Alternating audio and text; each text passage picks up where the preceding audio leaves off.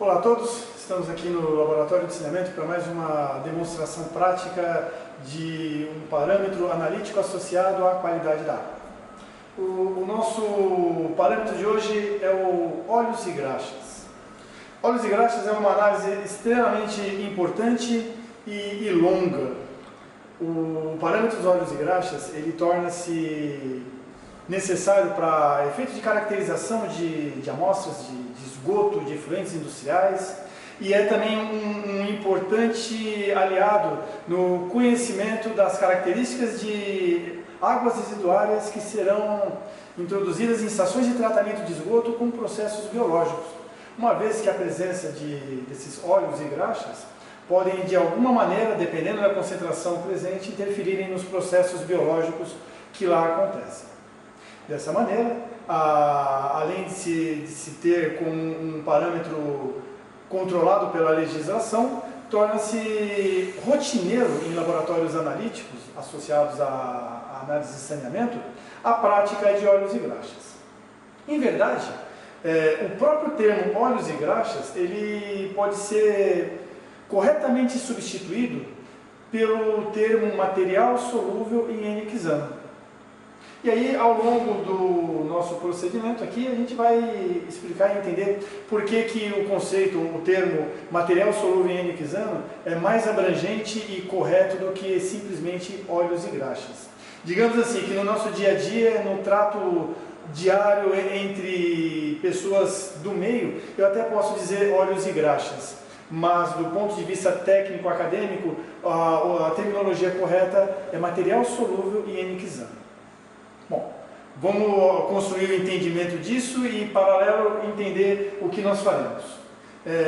A análise vamos chamar por enquanto de óleos e graxas, é uma análise bem complexa. Envolve uma série de etapas e, basicamente, ela é, no final de tudo que foi feito, uma análise gravimétrica. Ou seja, baseia-se na diferença de massas. Nós temos aqui no dessecador um balãozinho de fundo chato, e ele será o nosso objeto analítico. É ele em que nós coletaremos os óleos e graxas presentes na nossa amostra. Entretanto, para que esses óleos e graxas que estão na nossa amostra cheguem no nosso balão, para que possamos efetuar uma medida de massa, é necessário algumas etapas. Vocês verão que, primeiramente, nós teremos que acidificar um volume conhecido de amostra, para quebrar emulsões e assim favorecer a etapa seguinte, que envolve uma filtração num meio filtrante específico que vamos detalhar. Nessa filtração reteremos todo esse material particulado presente na amostra e entre eles os óleos e graxas. Então, acidificação, filtração. Vamos para a terceira etapa, a extração com solvente. Esse material retido no meio filtrante será exposto a uma extração a quente com um solvente. O solvente é o N-hexano, o normal hexano. Durante 4 horas, esse material retido na filtração ficará exposto ao solvente sendo lavado. Por isso que o método chama-se material solúvel em hexano, porque é do meu desejo que apenas óleos e graxas sejam quantificados. Porém, o solvente N-hexano ele pode eventualmente solubilizar outros compostos, que não somente óleos e graxas. Por isso, conceitualmente, a terminologia adequada é o material solúvel em N-hexano. Na terceira etapa, que é a extração com solvente, durante 4 horas, tudo que for passível de ser solubilizado pelo N-hexano, assim o será. E esse material solubilizado no solvente N-hexano será concentrado no nosso balão aqui. Feito essa terceira etapa, vamos para a quarta e última etapa, que é a destilação, onde removeremos por destilação o solvente, remanescendo no balão apenas o resíduo, o material solúvel em N-hexano, os óleos e graxas. E aí sim, finalmente, por diferença de massa, já vamos conhecer a massa do balão, o que chamaremos de P0, e agora essa massa do balão mais o resíduo. Conhecendo o volume inicial de amostra trabalhado, podemos expressar o nosso resultado em concentração, miligramas de material solúvel em aniquisano por litro.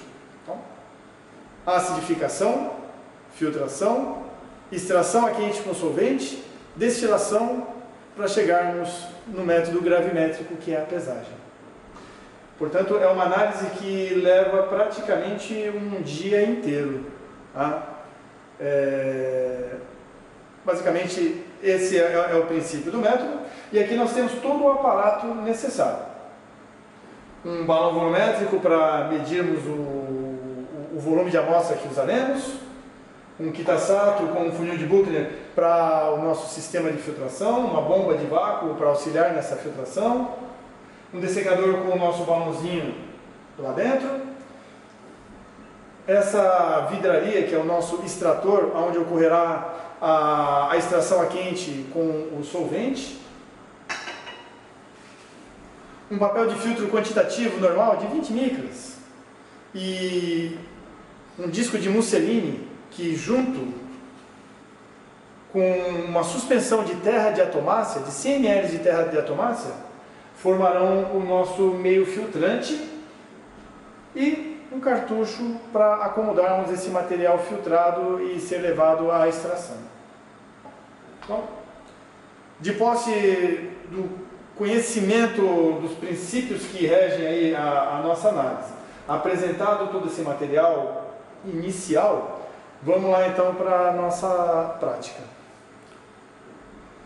Temos aqui uma alíquota de uma amostra de um esgoto. E o volume de amostra que nós usamos nessa metodologia é um volume flexível. Ele é diretamente em função do volume disponível de amostra que você tem e da quantidade esperada de óleos e graxas, ou de material solúvel em aniquisano, que você espera ter na sua amostra. É possível flexibilizar esse volume para que você tenha uma alíquota que seja representativa e que seja passível de ser analisada. Então, amostras com teores altíssimos de óleos e graxas, você tem que reduzir o volume. Amostras com teores menores de óleos e graxas, você pode usar um volume maior. Hoje, nós usaremos esse balão de 250 ml. Tá? Então, sempre importante homogeneizar a amostra. Ela está aqui nesse becker de plástico, porque ela foi no momento que nós iniciamos a transmissão, ela foi acomodada aqui. Não é ideal que ela fique, a amostra seja armazenada em recipientes de plástico, por conta de eventual aderência dos óleos e graxas. Nós vamos então agora transferir a amostra para o balão volumétrico.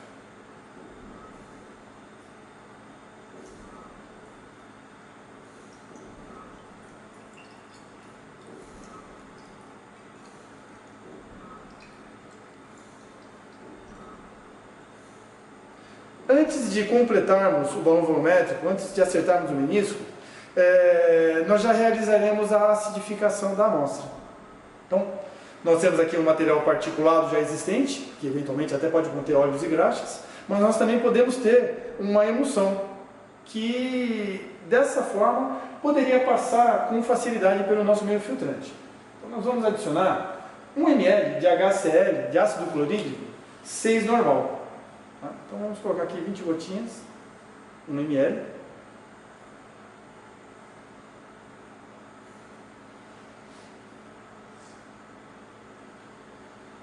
ml de HCl 6 normal. E agora sim completaremos o menisco.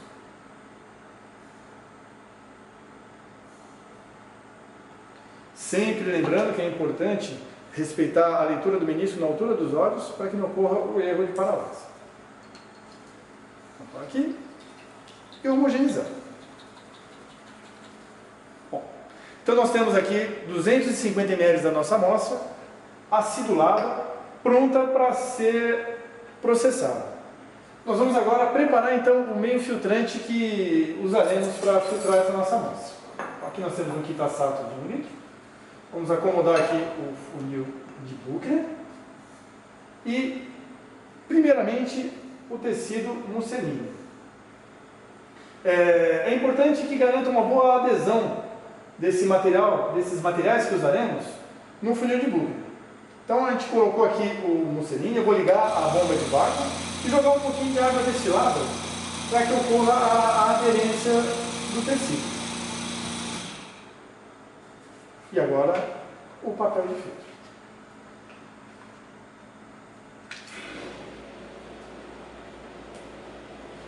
Novamente a gente liga a bomba e garante que o conjunto esteja devidamente bem encaixado. Vejam que é importante que todo esse material esteja devidamente limpo e que nós estejamos com luvas, não só para proteção contra a amostra que nós manipulamos, mas principalmente para que a eventual gordura da nossa mão não venha a comprometer o resultado. O musseline está aqui, o papel de filtro está aqui. Agora nós vamos adicionar a terra de atomácia. Entretanto, nós estamos falando de uma suspensão cuja velocidade de sedimentação é altíssima. Segundos que essa suspensão fique em repouso, a terra de atomácia já sedimenta. Se eu homogeneizar e ligar a bomba e jogar a suspensão de terra de atomácia aqui no funil de Buchner, a filtração será tão efetivamente rápida que eu terei algumas concentrações, pontos de concentrações com a terra de atomácia. E isso vai me prejudicar a minha etapa da filtração. Eu preciso ter uma camada uniforme de terra de atomácia para que, ao passar a minha amostra, terra de atomácia, papel de filtro e musseline possam agir retendo o material solúvel e liquidizando, os óleos e graxas. Por isso, é necessário que eu consiga transferir esses 100 ml de uma forma extremamente homogênea. Uma maneira prática de se fazer isso e que dá resultado sempre perfeito é, com a bomba desligada, eu vou, aproveitando aqui a baguetinha, eu ressuspendo a terra de atomácia e vou verter toda a terra de atomácia no funil de Buchner. E imediatamente eu vou ligar a bomba. Dessa maneira, a terra de atomácia será filtrada rapidamente e vai se formar uma camada uniforme, tal qual é necessário para que ocorra uma boa retenção dos óleos e graxas na minha amostra. Então, a gente vai fazer justamente isso. Nós vamos agora transferir esse conteúdo da terra de atomácia para cá e concluir o nosso meio filtrante. Bom, então vamos lá, homogeneizando, ressuspendendo a terra de atomácia. Vou verter todo o conteúdo, todos os 100 ml no funil de Buchner e ligar a bomba.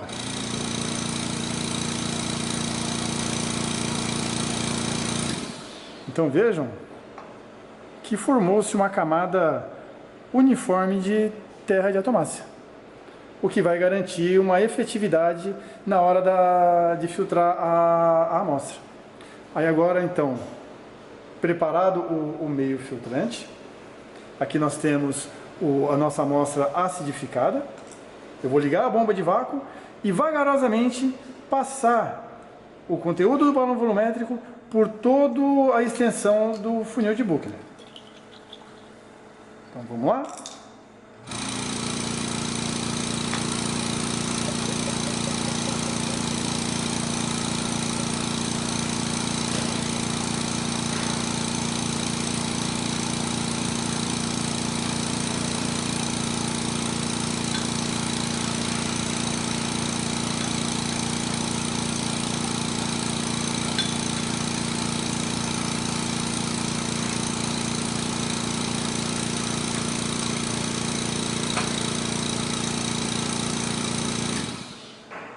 Dessa forma, todo o material sólido particulado ficou retido no nosso meio filtrante. Aqui nós temos, nisso que chamamos de sujeira que estava no esgoto, uma série de compostos orgânicos, temos proteínas e temos também os nossos óleos e graxas que queremos analisar. Então, na medida que nós acidificamos a amostra, quebramos a emulsão de eventual gordura que estivesse emulsionada, passamos para fases sólidas, conseguimos efetuar a filtração, ele deve estar retido aqui nesse meio filtrante. Agora, nós vamos remover todo esse conteúdo com auxílio de pinças. Eu preciso remover todo o conteúdo, incluindo a musseline. Então, eu vou tirando, vou fazendo dobraduras com ele. Até reduzir o máximo possível o tamanho, para que eu consiga acomodar todo esse conjunto no cartucho extrator. De preferência, eu vou colocá-lo de ponta cabeça. Tá? Acomodar ele dentro do cartucho. E um detalhe importante, a terra de atomácia, como já comentamos, ela é muito leve.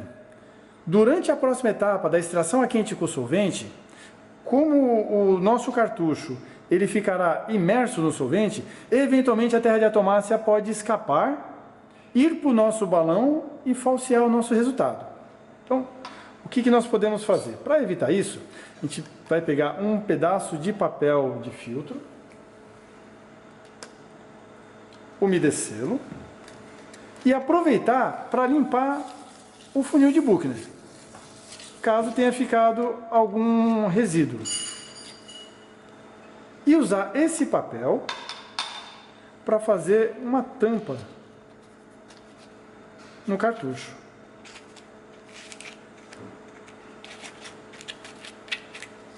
O objetivo desse papel é segurar a terra de atomácia. Então assim a gente tem todo o nosso material sólido, que inclui os nossos óleos e graxas, retido aqui no interior desse cartucho.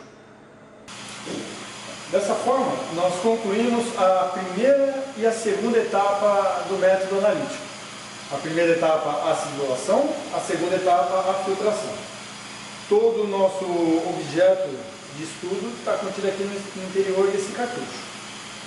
A próxima etapa é a extração a quente com solvente, o N-Xano.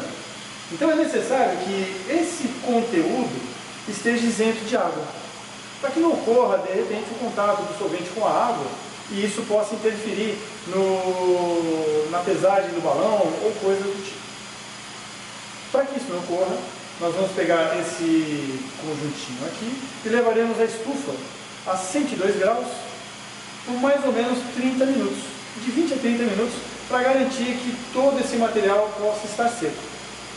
Passados esses 20 a 30 minutos, nós vamos retirar da estufa, aguardar esfriar e aí darmos prosseguimento à terceira fase da análise, que é a extração a quente com solvente. Então, a gente vai levar agora lá para a estufa e deixar até que ele fique seco. Estamos aqui num outro laboratório, dentro do laboratório de saneamento, onde nessa capela nós temos o Soxhlet, a chapa de aquecimento, com os condensadores próprios para análise de óleos e graxas. No beckerzinho tem o nosso cartucho extrator, com o material retido no nosso meio filtrante. Aqui nós temos o nosso balão volumétrico, nosso balão de fundo chato de 250 ml, devidamente limpo, devidamente tarado, com o seu P0 já determinado, pronto para ser empregado na análise. E temos aqui o solvente, o normal hexano, o N-hexano. Então, dando continuidade, a gente vai abrir aqui. É importante que a capela seja acionada para que não ocorra a inalação dos vapores do solvente. Nós vamos medir um volume entre 150 e 200 ml. Por que 150 e 200 ml, não um volume exato? Porque o volume depende muito da altura desse refluxo do extrator. Como isso é uma vidraria que você manda fazer, ou às vezes ocorrem pequenas avarias e você manda consertar, o volume final aqui do solvente pode variar de um extrator para outro. E aí a gente vai observar durante a extração que é necessário que o solvente ele atinja esse nível desse retorno para que ocorra o refluxo e ele seja drenado para o balão. Logo, eu tenho que ter um volume de solvente que permita que ele chegue até esse nível. Nada melhor do que o próprio operador saber qual o volume necessário para o seu extrator. Nesse nosso extrator, o volume de 200 ml é o suficiente para que ocorra todo o ciclo de enchimento do corpo do extrator. Tá? Então, nós vamos pegar aqui com a proveta.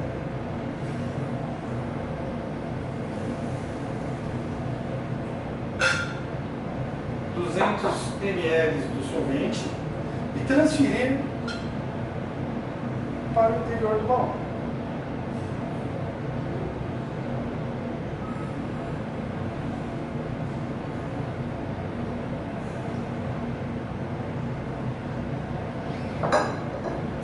Novamente, se o seu extrator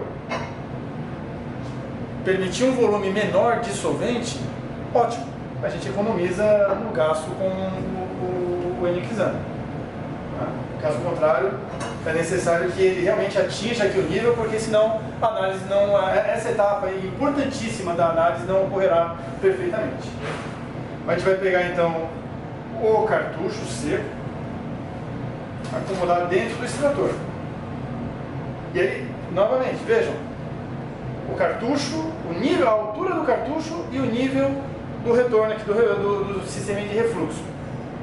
O cartucho está abaixo, ou seja, o solvente ele vai imergir o cartucho, permitindo que o solvente fique em contato com o material filtrado durante todo o ciclo. Quando esse volume, a pressão interna e externa foi igualada, nós temos aqui um sifão formado e todo esse solvente será drenado novamente para o balão. E aí a gente vai ver que esse ciclo se repetirá continuamente. Vamos acoplar aqui o extrator e acomodá-lo no Soxhlet, no condensador do Soxhlet.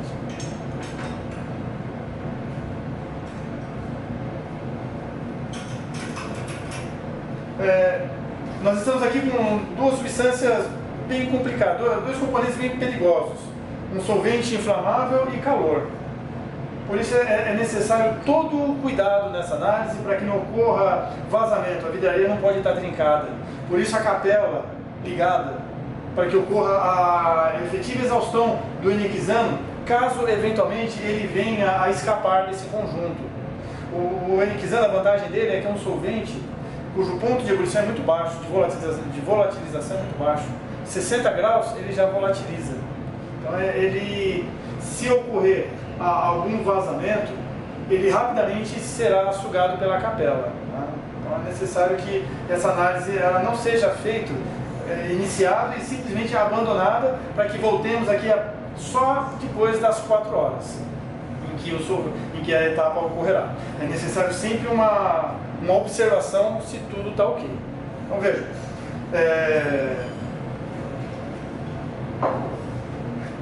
balão tarado, 200 ml de eniquizano, extrator, cartucho, calor.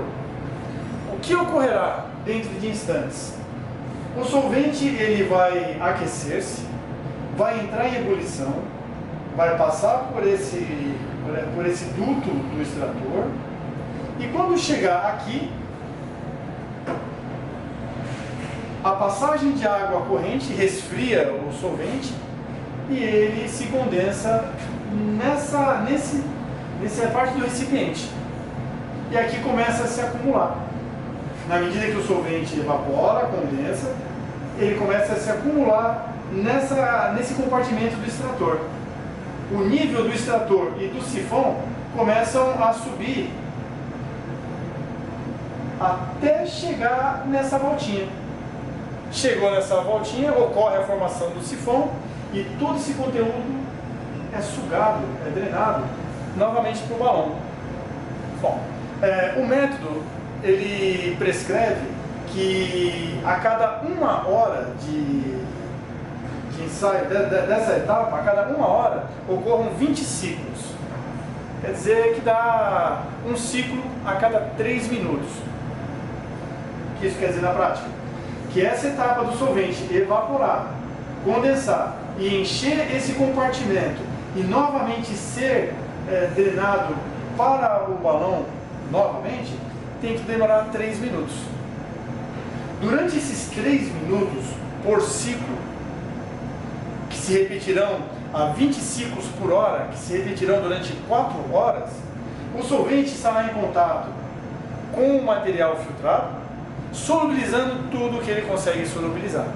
Novamente, material solúvel em N-hexano, óleos e graxas e mais algum eventual outra substância que esteja presente.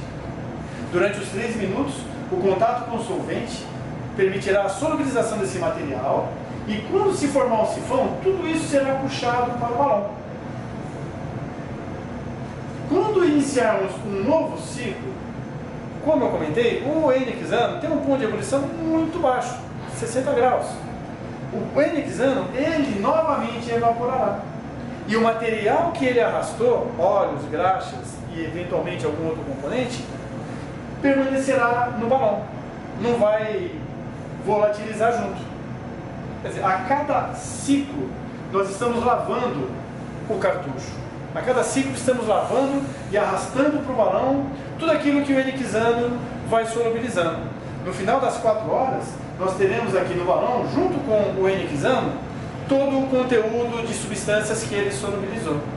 Entre essas substâncias solubilizadas, aquilo que desejamos, os óleos e graxas. Tá? Então, para que eu consiga esse ciclo de 3 minutos, eu preciso controlar aqui a minha temperatura. Então, eu posso eventualmente no início aumentar a potência da chapa, mas na medida em que ele começar a gotejar aqui, eu tenho que ficar atento para ver se está atendendo a essa determinação. Um ciclo a cada 3 minutos. Não pode ser mais, não pode ser menos. Se for muito rápido, a lavagem não será efetiva. Se for muito lento, o tempo, as 4 horas, a troca do solvente também não será efetiva. Eu preciso, no começo, monitorar esse tempo com o relógio e ver se está dentro dos 3 minutos. Então a gente vai aguardar aqui um pouquinho. Daqui a pouco o sistema entra em ebulição e a gente pode observar bem como que é esse gotejamento do ciclo. Então daqui a pouco a gente volta aqui para ver como é que está. Passadas as 4 horas, ocorreram todos os ciclos necessários de lavagem do N-hexano com o material retido na filtração e presente no cartucho de extração. Nós desligamos aqui a temperatura, a chapa de aquecimento, aguardamos encerrar toda a ebulição, quer dizer, acabou-se toda a evaporação do solvente. Cuidadosamente nós vamos desacoplar o extrator do sólido desse condensador.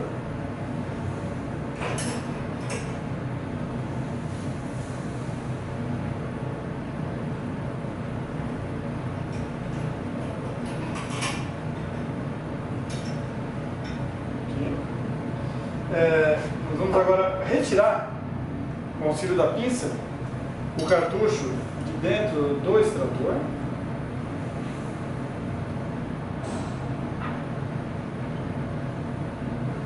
Devolvê-lo para o bekerzinho. E aí, verter esse restinho de solvente que está no extrator para dentro do balão.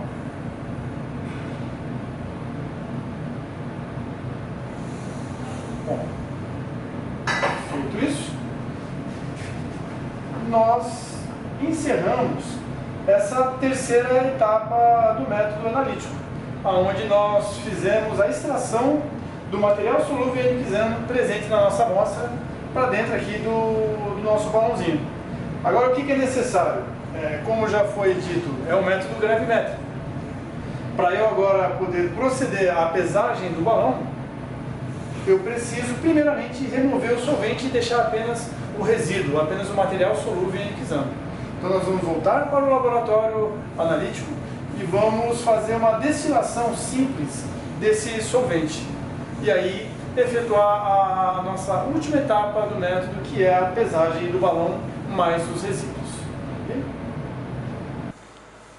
Então nós temos aqui o nosso balão com o eniquizano mais o material que ele solubilizou, um condensador reto, uma manta aquecedora e esse condensador reto ligado num ponto de água para que ocorra a passagem de água contínua. Isso aqui nós temos uma conexão para ligar o balão ao condensador. Vamos ligar aqui a manta aquecedora. E aqui vamos colocar esse becker para coletar o solvente destilado. Vejam bem, nós vamos agora proceder à retirada do solvente para que fique apenas o material sólido, os resíduos que o solvente solubilizou. Agora aqui tem um detalhe importante. O que eu quero é apenas retirar o solvente. Então é necessário que eu controle essa taxa de evaporação, essa temperatura que eu aplico na manta. O solvente que vai cair aqui, em tese, é para ser apenas o eniquizano. Não é para ter nada além do eniquizano. Se algo a mais vier, eu posso ter um comprometimento na precisão analítica. Quando eu consigo controlar esse processo de destilação do eniquizano, eu posso até pensar em reaproveitar o eniquizano em novas análises. E assim, economizar no gasto do reagente, já que trata-se de um produto químico controlado, bem difícil de ser adquirido. Entretanto, para que eu consiga fazer isso de tal forma a ter segurança de usar o eniquizano destilado em outras amostras, é fundamental que eu tenha, sobretudo, um controle da temperatura daqui do interior do meu balão. Eu preciso ter um termômetro que haste longa, que entre em contato com o líquido e que me permita manter a temperatura de ebulição aqui, que a manta oferece, em torno de 60 graus. Ficar atento para, na medida em que o solvente diminui o volume no balão, eu ir fazendo eventuais ajustes na temperatura, para que a temperatura mantenha-se em torno dos 60 graus e eu tenha essa certeza de que apenas o solvente é que está vindo. Entretanto, esses termômetros eles têm que ser confeccionados sob medida. Nós aqui não estamos usando esse termômetro. Nesse caso, o que nós podemos fazer é tentar controlar a evaporação do solvente apenas da mesma forma que nós controlamos lá no Soxhlet, visualmente. Só que isso não me dá a segurança e garantia de reaproveitar esse solvente em outras extrações. Eu usarei esse solvente que eu vou recolher aqui para a limpeza da vidraria. Toda essa vidraria que eu utilizei entrou em contato com óleos e graxas ou materiais que o eniquizano solubiliza. Então elas precisam ser devidamente bem limpas. E esse solvente que eu vou coletar aqui, eu posso utilizá-lo nessa etapa de lavagem e limpeza da vidraria. Então é necessário que ele seja coletado e acondicionado num frasco e devidamente rotulado para que outras pessoas saibam que não se trata de um solvente puro, e sim um solvente com eventual impureza. Ok? Bom, a manta está ligada. Daqui a pouco o solvente vai começar a evaporar. Vamos coletá-lo aqui. Vou ficar atento ao esgotamento dele no balão. Quando isso se der, quando todo o solvente for devidamente destilado, eu vou interromper o calor. Vou pegar esse nosso balãozinho agora sem o solvente e vou levá-lo à estufa e mantê-lo lá a 100 graus por mais ou menos 30 minutos para garantir que todo o solvente de fato tenha saído. Porque o que pode acontecer eventualmente, e esse eventualmente na verdade é uma certeza, o solvente ele pode ficar evaporado dentro do balão e não vir para cá. E aí visualmente o balão está seco, está sem a fase líquida do solvente, mas ele está na fase gasosa dentro do balão. Você deixa ele esfriar um pouquinho antes de efetuar a pesagem e esse solvente acaba solubilizando novamente dentro do balão. E aí você vai pesar, além do resíduo, o solvente, o que vai gerar um erro analítico considerável. Por isso, encerrou a etapa de destilação, pegamos o balão e levamos para a nossa estufa por 30 minutos, para garantir o arraste de todo o residual de solvente. Passados esses 30 minutos, vamos deixar o balão esfriar em dessecador e aí para a sala das balanças efetuar a nossa medida do chamado P1, que equivale à massa do balão mais a massa de resíduos remanescente depois de todas essas etapas analíticas. Então vamos aguardar, olha só, já começou aqui o processo de destilação. Então, o solvente ele já está começando a ser destilado aqui para o nosso begerzinho. Quando isso encerrar, continuaremos nas próximas etapas. Então, passada essa etapa, o solvente foi destilado aqui no becker e nós temos aqui no nosso balão ele sem mais nada. O interessante é que dependendo da amostra, do teor de óleos e graxas na amostra, nesse momento o balão ele fica visivelmente amarelado, quanto maior é a quantidade de óleos e graxas. É possível ver o acúmulo dessas substâncias. Se a amostra não possui um teor elevado de óleos e graxas, visualmente a gente não vai conseguir ver grandes coisas. O que importa é que é uma análise gravimétrica, então quem realmente nos dirá o quanto tem é a diferença de massas. Bom, tirei da manta, desliga aqui a manta, eu vou levar agora aqui para a nossa estufa para ficar uns 30 minutos para garantir que todo o residual de solvente tenha sido eliminado. Então a gente vai aqui para a estufa.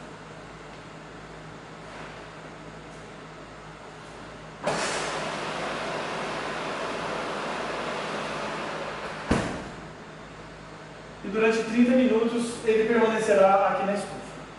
Na sequência vamos acomodá-lo no dessecador e aí efetuarmos a última etapa, que é a pesagem do balão mais os resíduos. Estamos aqui na sala das balanças. No dessecador, nós vamos pegar o nosso balão, aonde aqui conclui-se todas essas etapas que vimos no passo a passo. Acidificação, filtração, extração, destilação e agora, finalmente, a principal, digamos assim, etapa, que é a pesagem do balão. Aqui nós vamos realmente trabalhar o princípio analítico da gravimetria. Um detalhe, percebam que a todo instante eu procuro manusear o balão com um papel. Por mais que eu esteja com uma luva, é uma garantia de que eventuais impurezas não estejam, que sejam na minha luva, não impregnem o balão.